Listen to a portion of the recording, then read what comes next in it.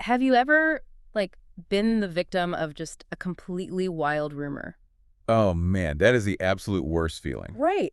Think about it for a second. You walk into a room and you can just feel the temperature drop. People are, looking at you differently because they believe this complete, total fabrication about who you are. Yeah, and your immediate instinct is just pure adrenaline. Like, Exactly. You want to defend yourself. Right. Loudly present the evidence and just completely dismantle the lie on the spot. of course. I mean, it's human nature to want to clear your name. Totally. Well, today we're looking at a historical figure who faced that exact scenario, but on a massive scale. And his response basically flips our whole modern instinct for self-preservation on its head. So welcome to Zion Recap, a deep dive into the July 5th, 2026 sermon by Pastor Roy at Zion CC. And we are jumping into some really intense ancient history today. We really are. We're unpacking this crazy crisis from the book of Acts to see how the Apostle Paul handled a catastrophic PR nightmare. And we'll look at how his response gives us a blueprint for maintaining unity in our own churches today. Yeah, because the stakes in this story are just incredibly high. Before we really get going, just a quick reminder for you listening, if you want to hear the full original sermon, definitely head over to Zion CC's YouTube page and find the video with the same title. But yeah, set the scene for us in Acts 21. Right, so Paul is arriving in Jerusalem. And this is after years of him traveling all over the Mediterranean, starting churches among non-Jewish populations. Basically living out of a suitcase for years. Pretty much. And so he meets with James and the church elders, and they are thrilled, right? They're celebrating his success. But the celebration doesn't last long. No, it is instantly overshadowed by this deeply entrenched rumor circulating among the Jewish believers in the city. And we're talking thousands of people. Wow, thousands. Yeah. And the word on the street is that Paul is actively teaching Jewish people living abroad to just completely abandon the law of Moses, like specifically telling them to stop circumcising their children. Which, okay, on the surface to us today, that might just sound like, I don't know, a dusty theological dispute, but it was way more dangerous than that, right? Oh, absolutely. This wasn't some minor disagreement over worship styles or something. Right. To really get why they were panicking, we have to recognize why the law and circumcision were so crucial to Jewish believers in the first place. Well, I mean, it was literally the bedrock of their cultural survival. Like their entire identity. Exactly. You have to look at Jewish history leading up to this exact moment. Through, centuries of exile in Babylon, through brutal occupations by all these foreign empires. The physical markers of the covenant were what kept them from being erased. Right. Men literally died during the Maccabean Revolt, which was just a couple of centuries prior, simply for the right to circumcise their sons. Just to keep that heritage alive. Yeah. So when this rumor spreads that Paul is dismantling this practice, they don't just hear, oh, Paul has a new theology. They hear a literal threat to their survival as a distinct people. Man, that human tendency to fill in the blanks with our own cultural biases, that's exactly what weaponized this rumor. People hear that Paul is letting Gentiles into the church without making them follow Jewish laws, and their brains just take that incomplete info and run with it. They extrapolate the absolute worst-case scenario. Right. And Pastor Roy actually shared some incredibly relatable stories in the sermon about how our brains still do this today. Oh, yeah, the coworker story was hilarious. It really was. So Pastor Roy was talking about this coworker who found out her little brother was friends with Pastor Roy's son. And this coworker, she's trying to do the math in her head based on her own assumptions, right? Right, she's putting the puzzle pieces together totally wrong. Exactly. So she asks Pastor Roy if his wife is white. And when he says no, she looks genuinely baffled and says, then how is your son half white? That is amazing. I know. He literally had to text his kid to ask, hey, are you going around telling people you're half white? And what did the kid say? Well, the kid had just innocently assumed that since they lived in America, one of his parents had to be white. Oh, man. But, it just shows that the mind craves a complete narrative. It really does. Like when it lacks facts, it just bridges the gap with whatever cultural assumptions are lying around. Pastor Roy's other story about the Indian restaurant shows the exact same cognitive leap. Oh my gosh, the restaurant story perfectly illustrates how a rumor becomes absolute reality to the person holding it. So, for context, Pastor Roy's wife is from Mexico. Right. And they go out for Indian food. The waitress hears his wife struggling a bit with the pronunciation of the menu items, and she just assumes she's of Indian descent, but disconnected from the culture. She builds a whole backstory in her head. A complete backstory. So when Pastor Roy goes to pay, the waitress marvels at how he managed to marry an Indian woman. He's like, we've been married for 20 years and she is Mexican, not Indian. And the waitress just doesn't buy it. Literally refuses to believe him. She goes back to their table, and his wife has to physically pull out a picture of her father-in-law to prove they aren't from the Indian culture. That is wild. But, the waitress wasn't being malicious. No, not at all. She just had this narrative that made perfect sense in her own head, and she committed to it. Exactly. And that psychological mechanism, that's what Paul walked into in Jerusalem. 1,000%. The crowd had built an entire reality out of a misunderstanding. But the irony is, if we actually look at the historical record, Paul's actions completely contradicted the rumor. Wait, really? Like he had actively done the opposite? Yes. If we look back to Acts chapter 16, verse 1, Paul is traveling with Timothy. Now, Timothy is a young disciple with a Jewish mother and a Greek father. Okay, so a mixed background. Right. And Paul actually has Timothy circumcised before they travel into the Jewish regions. Oh, wow. I totally forgot about that detail. Yeah, he deliberately ensures Timothy undergoes the procedure so his uncircumcised status wouldn't distract the very people they were trying to reach. So Paul clearly isn't campaigning against the physical act or the cultural heritage. Not at all. What he was actually attacking, and this is what the rumor mill completely missed, was the idea of a spiritual checklist. Ah, okay. Like doing things just to earn points with God. Exactly. He was watching people treat the law as this transactional requirement for salvation.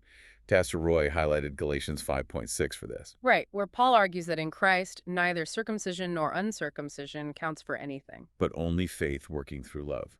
And then in Galatians 6.15, he drives it home, saying what really matters is becoming a new creation. Because Paul was confronting that human desire to earn our own way, right? We love metric. Oh, we love a good checklist. Yeah. If we can point to a physical act or a specific ritual, we can measure our own righteousness and feel good about ourselves. But Paul's theology insisted that adding any human requirement to the sacrifice of Jesus fundamentally diminishes the cross. It's like saying Jesus wasn't enough. Exactly. And the crazy thing is, this wasn't even a new invention of Paul's. Wait, it wasn't? No, he was actually pointing them back to the core of their own scriptures. Like in the Old Testament, specifically in Deuteronomy, God explicitly tells the Israelites to circumcise their hearts. Oh, so the physical act was always supposed to be a mirror reflecting an internal devotion. Precisely. The tragedy in Jerusalem was that the crowd had elevated the mirror way above the thing it was supposed to reflect. Which means Paul is totally holding the theological high ground here. He is completely innocent of these accusations. 100%. But having the correct theology in your head doesn't just magically diffuse a mob of thousands of angry and misinformed people. No, it definitely doesn't. And James and the Jerusalem elders, they know they have a literal powder keg on their hands. So they propose a PR strategy. And honestly, this is the part of the story that just gets so deeply uncomfortable for our modern sensibilities. Yeah, the elders basically asked Paul to undergo these ceremonial purification rites at the temple. Which, okay, because he'd been living in Gentile territory, a standard ritual cleansing to transition back into the Jewish cultural epicenter was somewhat expected, right? It was, Yeah. but they attached this massive rider to the request. They want Paul to sponsor 4 other men who have taken a Nazirite vow. Sponsor them, like, financially. Yes, they asked Paul to join their purification process and pay all their expenses. And we're talking purchasing multiple animals for sacrifice.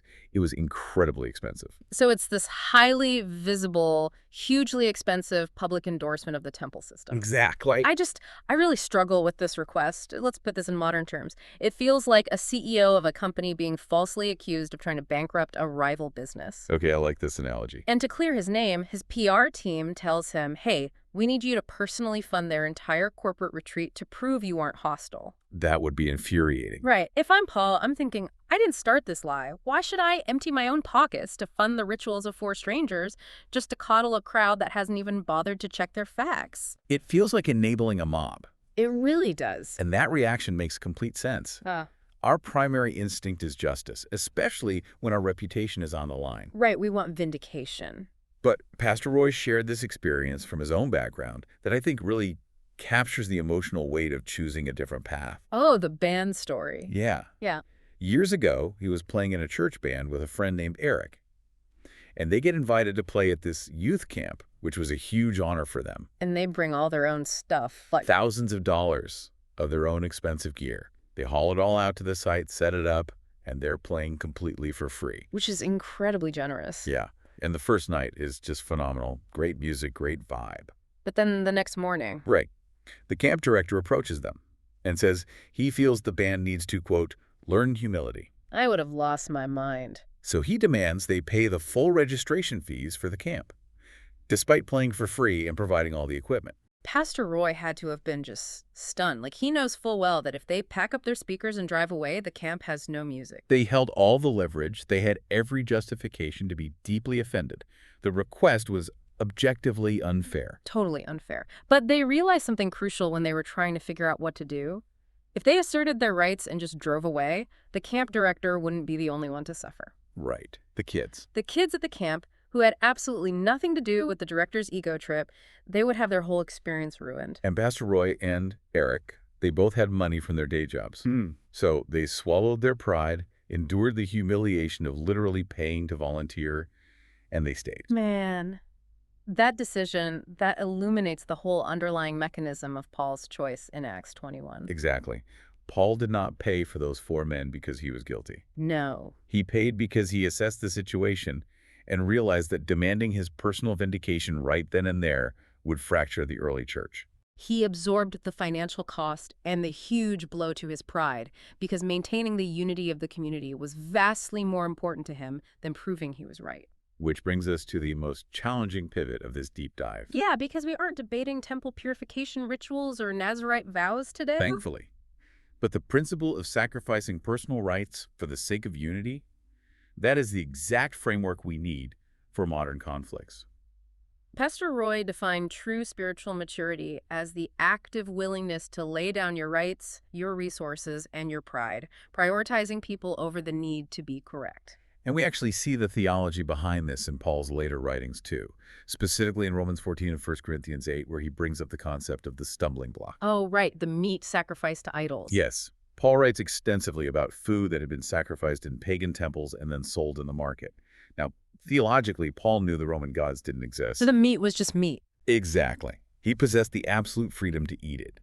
Yet he concludes that if his exercise of that freedom causes a fellow believer with a more sensitive conscience to stumble or, fall back into pagan practices, he will never eat meat again. It's like baking a dessert for a neighborhood block party. Okay, lay it on me.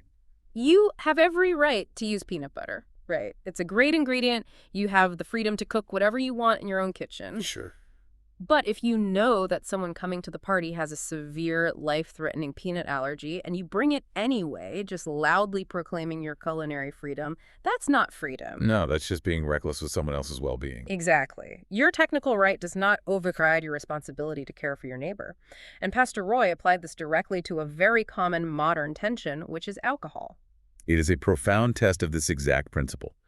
Pastor Roy stated very clearly that for someone who struggles with addiction or just cannot control their drinking, alcohol is destructive and sinful. But the focus of his application was actually on the believer who feels they have a completely healthy relationship with it, someone who feels totally secure in their freedom to enjoy a drink. Now, if you're listening to this and thinking, wait a minute, my freedoms shouldn't be dictated by someone else's triggers, you are hitting on the exact tension Paul was addressing. Oh, absolutely. Because if you invite a fellow believer into your home, knowing they have a history of battling alcoholism, and you choose to flaunt your drinks or serve alcohol right in front of them, you are choosing your preference over their spiritual safety. You might be theologically justified in having the drink, but you're failing completely in love. Yeah, the mature believer has to ask, is my momentary freedom really worth my brother or sister's downfall? But, the stumbling block principle isn't just limited to lifestyle choices either. Pastor Roy also applied it to deep theological disagreements. Which can be way more divisive, honestly. Oh, for sure. Take communion, for example. Across various traditions, you will find just starkly different interpretations of what actually happens during the Lord's Supper. Right, like some believe it is purely a symbolic act of remembrance. While others believe the elements literally transform into the body and blood of Christ. And then others hold a view somewhere in the middle. And this is where people usually just dig their heels in. We assume that to have unity, we must have absolute uniformity. We think everyone in the room has to agree on the exact mechanics of communion, or we just can't be in fellowship. But Pastor Roy actually joked in the sermon. He said, I'm okay with you being wrong. I love that. Right. Like, we don't have to divide over the non-essentials as long as we are unified on the core foundation. And that foundation was historically solidified in documents like the Nicene Creed, which is this ancient statement of faith crafted by the early church to establish the absolute non-negotiables of Christianity. The things you just can't compromise on. Right. And the core agreement is that salvation comes through Christ alone. If we share that foundation, we have the liberty to debate the secondary issues without fracturing the whole community. That is precisely why participating in communion together is such a powerful act. During the sermon, Pastor Roy actually had everyone stand up to take communion, to physically demonstrate this truth. Yeah. When you look around the room, you see people with wildly different backgrounds, different political leanings, different personal struggles, and definitely different opinions on minor theology. But taking the bread and the cup is this stark reminder that we are one body, bought with the exact same price. It serves as the ultimate equalizer. I mean, when you truly grasp that your standing before God is based entirely on grace, and the person sitting next to you is there entirely by grace too. The urge to win every argument just kind of begins to evaporate. It really does. You recognize that you both belong to the same kingdom, and protecting that shared bond becomes far more critical than, asserting your individual rights. We have covered some incredibly challenging territory today. If we distill this deep dive into Pastor Roy's message down to just a single thread, it is this. True unity in a community requires sacrifice. It requires spiritual maturity. Yes. The maturity to look at your legitimate freedoms, your desire to be vindicated, your need to be right, and actively choose to lay them down if holding on to them would harm a brother or sister. Paul funded a temple ritual he completely didn't need, not because he was guilty, but because he was mature enough to value the church's survival over his own reputation. So, the historical reality of Acts 21 challenges us to audit our own lives. Yeah. We have to ask ourselves where we are elevating our personal liberties above the health of our community. It's tough, but it's so necessary. So we want to leave you with a provocative thought as you go through your week.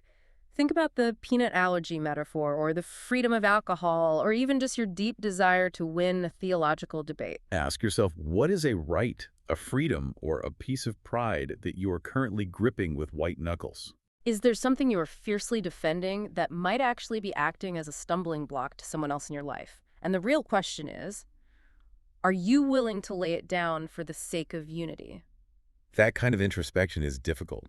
And honestly, it usually raises more questions than answers if we try to do it all in isolation. Which is exactly why you don't have to process this alone. If you want to dig into these specific questions, if you need clarification on anything we've discussed today, or if you just want to talk through these ideas in person with people who genuinely care, you are warmly invited to join Zion CC's small groups. They meet every single Wednesday at 6:30 p.m. It is the ideal place to dive deeper into the sermon and just explore how this actually looks in everyday life. Translating these ancient principles into modern practice really does happen best within a community that is committed to growing together. Absolutely. And just a reminder, to hear the complete original message we discussed today, head over to Zion CC's YouTube page and find the video with the same title as today's deep dive. And if you want to catch the latest sermon and see what is happening next, join the church this Sunday at either 9:00 a.m. or 11:00 a.m. Before we go, as we wrap up, we want to note that Zion uses AI tools to help summarize information, sermons, and common questions to produce content like this recap. Right. And while a tremendous amount of hard work goes into ensuring everything is accurate and faithful to the original message, AI can sometimes make mistakes or hallucinate details. So always go back to the source. Remember that wild rumor about Paul in Jerusalem? It started because people ran with an unchecked assumption. Don't let your own assumptions go unchecked this week. Check your facts, examine your heart, and remember that just because you have the right to do something doesn't always mean it's the right thing to do. Thank you so much for joining us on this edition of Zion Recap. We will see you next time.